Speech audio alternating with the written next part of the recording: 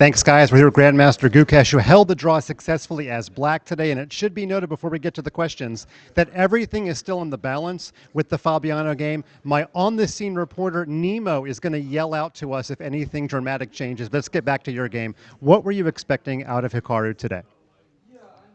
Well, I expected him to just try and get a game, and um, I mean, obviously he would do everything to win this game. But yeah, I was just in a mental state where I just do my job properly, play a good game, and see what happens.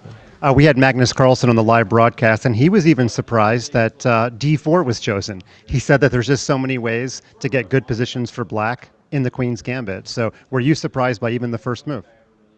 um, not a huge surprise, but it wasn't the main thing I was expecting.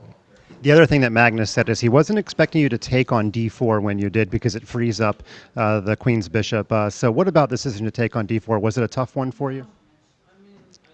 Um, no, I didn't want to allow some DC5 E4. Although I knew I could equalize, I thought I have to be precise, and this would be a CD4 would be bit easier to play. So, yeah.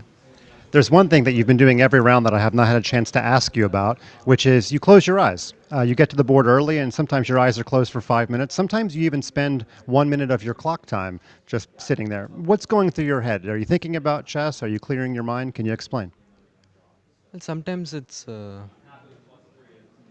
just easier to think with eyes closed, and sometimes maybe I'm just trying to calm down or something. So, yeah. I wish this interview was taking place when we had more clarity on what exactly your situation is, but let me ask you, if you do qualify, whether it's with tie breaks tomorrow or not, how do you think your life will change between now and November? Um, well, I haven't really thought about it yet. I'm still focused on the tournament, so yeah. After it happens, I'll try to think of it. I was going to ask you if you want the match to be in India, but I know you're not going to answer that because that's total speculation. Let me ask you about the last World Championship in India in 2013. I'm going to say you were around 6 years old. What memories do you have of that tournament?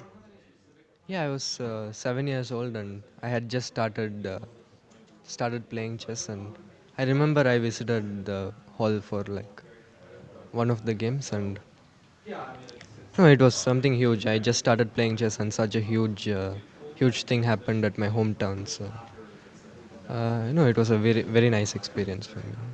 Well, thanks for spending time. I'd like to ask you a lot more questions, but I know you've got one eye. Do I have my field reporter?